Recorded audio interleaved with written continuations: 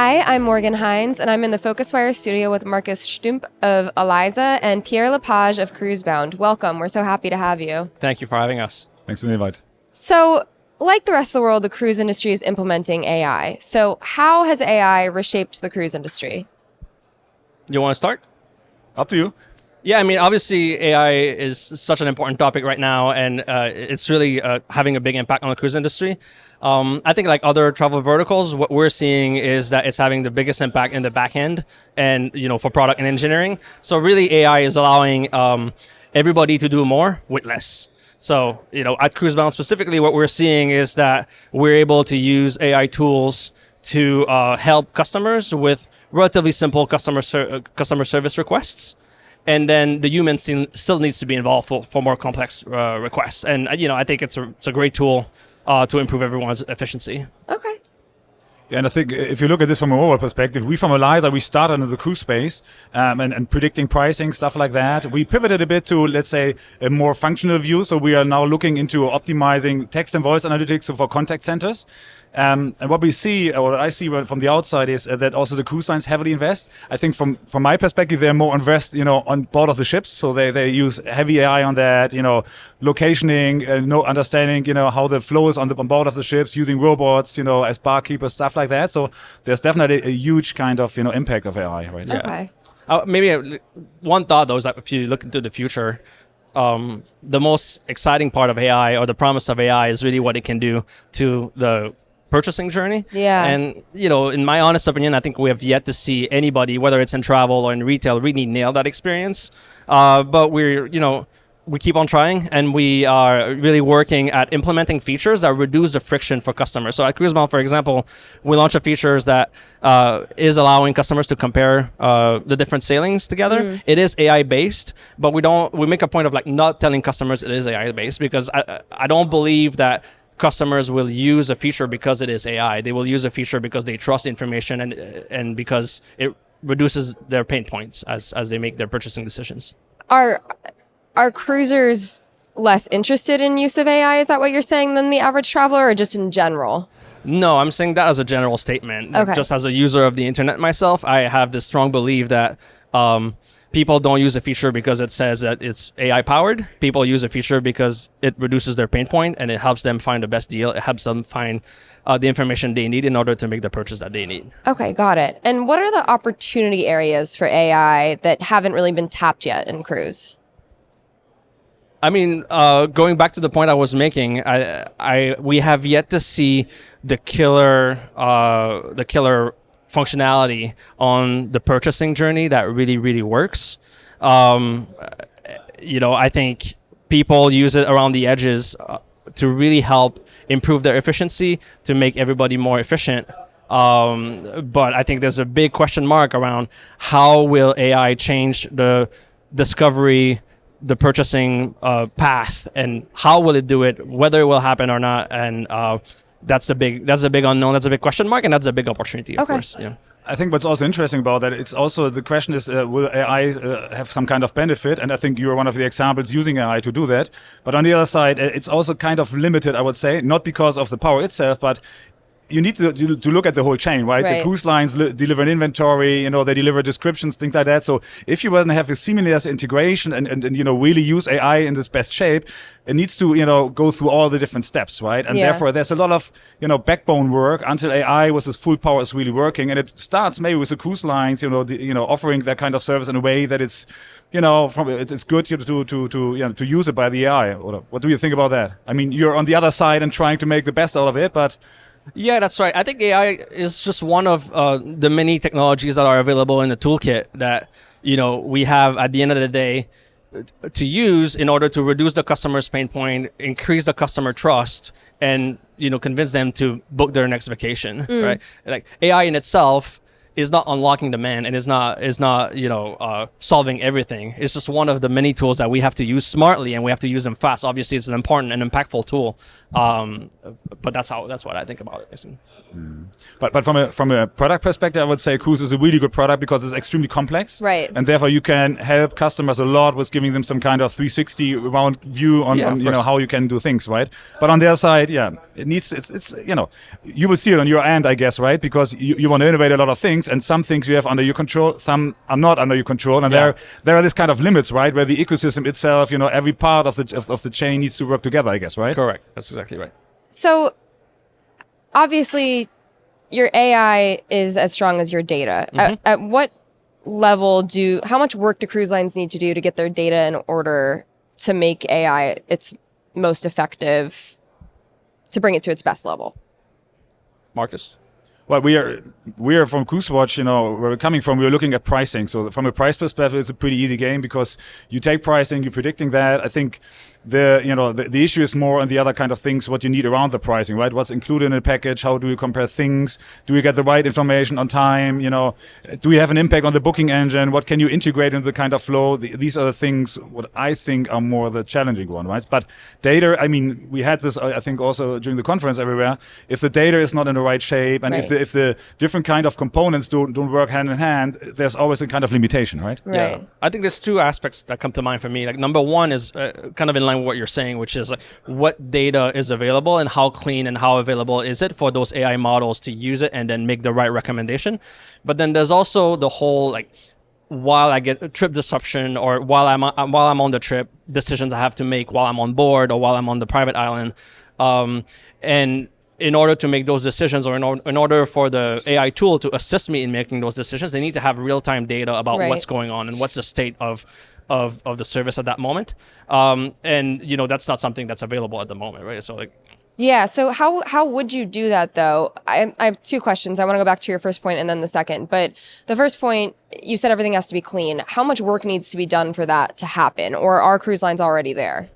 There's always room for improvement, of course, right? I think the honest answer probably it varies across cruise lines, but I think they've done a tremendous work at making sure that through their marketing portals and through the marketing material, you have the right imagery, the right description, the right inclusions, what's available, what's not, right? So that data is available, but what we do see is that there's definitely some gaps still that we need to either source directly ourselves or like source through third parties in order to fill that up. So that's kind of my point of view on this. Yeah, do you have a take on that? Yeah, absolutely. And I think the cruise lines, they of course have the intention to have a lot of direct sales. So there's always a question of the political question, what kind of things do they want to share? Does it make sense for them? So there are different components, I guess. Yeah, of course. But, they are our partners and, they understand the value that we add in the value chain, and they're trying to empower us by giving us the right tools. Yeah, and it's not cruise specific, I think, right? Yeah. That's something which is, valid for every vertical, I guess, right? So, yeah, definitely. But let's circle back to that real-time data that you mentioned. So you said that there's not a tool available for that yet, correct? Well, it was more of a general comment around what cruise lines could do differently to improve the customer experience, not necessarily thinking about like what would be possible. What would be possible? What would be even helpful for Cruisebound specifically, right? Yeah. I'm just thinking about, that's true for cruise lines, that's true for airlines, that's Right. true for hotels. Absolutely, When you have a disruption in your trip, the promise of those AI tools is that not only does it recognize that there's a disruption happening, but that there's a change that needs to happen to your hotel reservation because your flight was delayed. I think that's a challenge that exists across travel verticals. Makes sense. And I want to go back to the discussion about the cruise booking path. Obviously, it's complex. You've both talked about that. How could it alter the booking path? And what would that do to kind of the flow that already exists and the heavy involvement of agents and things like that?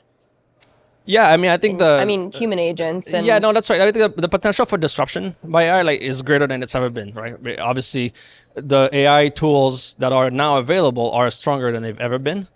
So now it becomes a question of who does the customer trust, right? No matter how the customer books, they can book online by themselves, they can book with a travel agent, a human travel agent, or they can book with an AI agent. At the end of the day, what the customer wants to know is, am I getting the best deal for myself? Is this really the itinerary I want to go on? And whichever of these paths they pick, what matters is, do they trust that path, and was it like as frictionless as possible for them to do so? So now, as those AI agents are coming in and improving, or as these AI tools are coming in and improving what we can do, this can be applied to improve the online experience. This can be applied to empower a human agent, or this can be applied to for a customer to deal directly with an AI agent. And it's a question of recognizing what does the customer want at what moment, and to just be the person or the company that's there providing that in the right format for those customers. What do you think? I fully agree. I think that's one of the main points. When I look into this, I'm coming from Germany, from the German perspective. What I realize, and might be different in the US, but I see that people who have a higher basket, right? So if an average cruise is my 10,000 or something more, there are a lot of people who tend at the end also want to have a kind of personal feeling or touch, something like that. And that's something where AI needs to find a good solution, right? They might talk to a personal advisor, or the AI needs to give them a clear feeling that everything on track. And there I sometimes see people still, picking up the phone, something like that, to verify that all is in good hands. But I think you have a different approach, right? Because you try to do everything online. What is your Yeah, that's right. I mean, I think not only our approach and our belief, but I think the data shows that people historically believe in themselves more than they believe in a human agent, or more than they believe in a system that is presenting themselves as a helpful agent.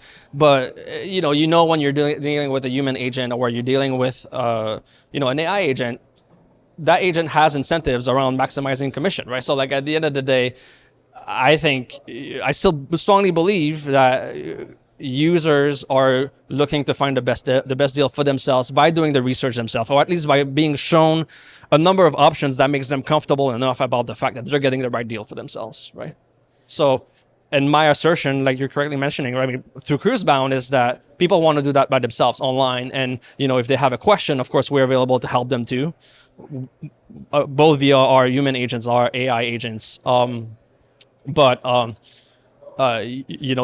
kind of my take on that. Yeah, but where AI comes into place, I think where it can help is exactly helping this research being a bit more seamless, right? So giving a 360 degree.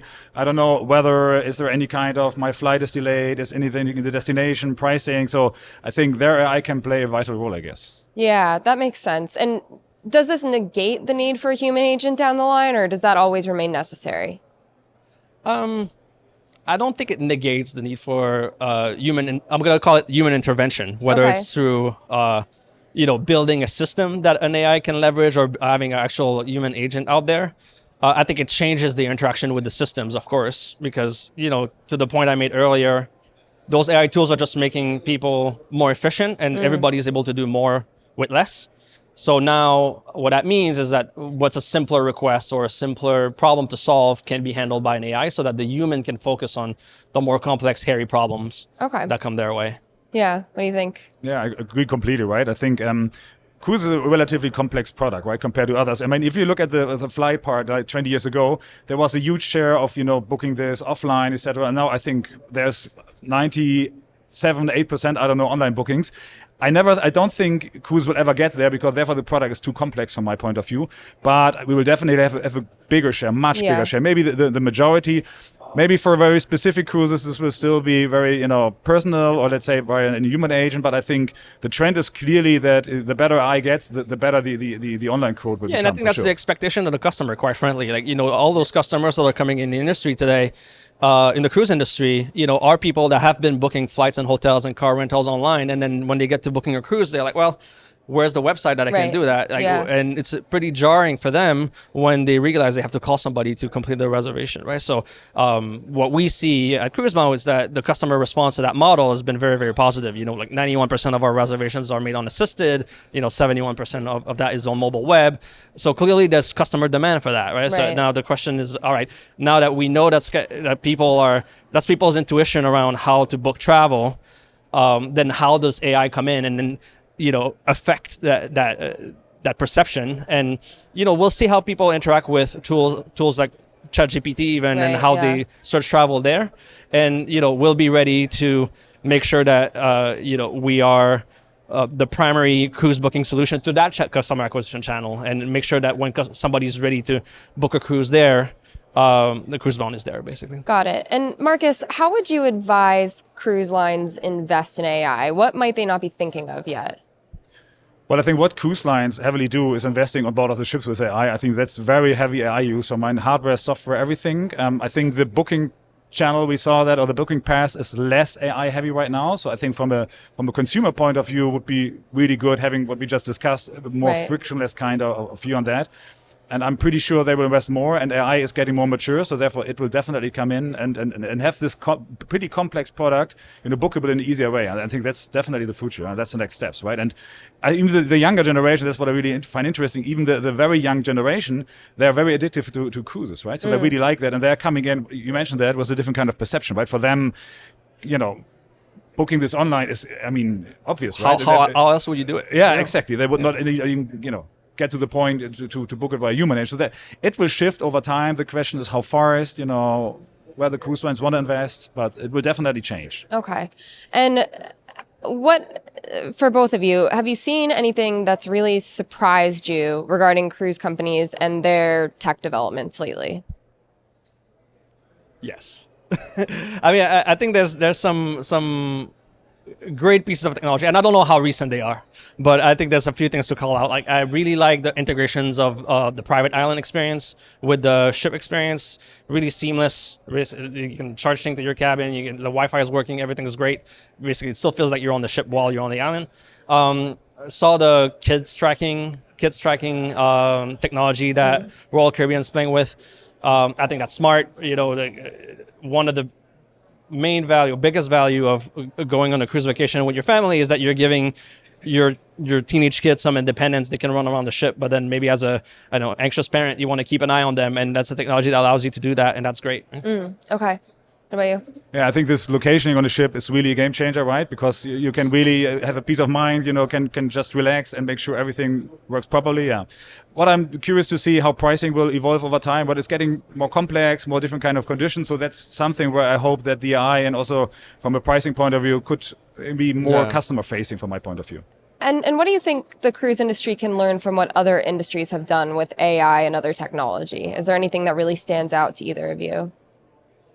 I think there's a ton of things, right? Because the cruise line is split into, industry is split into a number of cruise lines with different kind of levels about how they use AI or not. So that's always, my feeling was always, it is evolving quickly, but it's not as fast as other verticals. So especially, I'm really super curious to see how this in agentic AI will solve things or will help, consumers have a better experience. But there will definitely be some disruption around that, right? Okay, yeah. Less about AI. Like, one thought that comes to mind for me is, I think there's a big opportunity around the whole Wi-Fi packaging on the cruise ships. I think right now, as a customer, the speed has been improving a lot, but I think the pricing is pretty prohibitive, and I think it probably prevents the cruise line from tapping into the remote worker type segment. Or I think there would be a huge opportunity in just attracting people that are not really have a home or looking to work remotely, and just send them on a cruise ship for a couple of weeks. And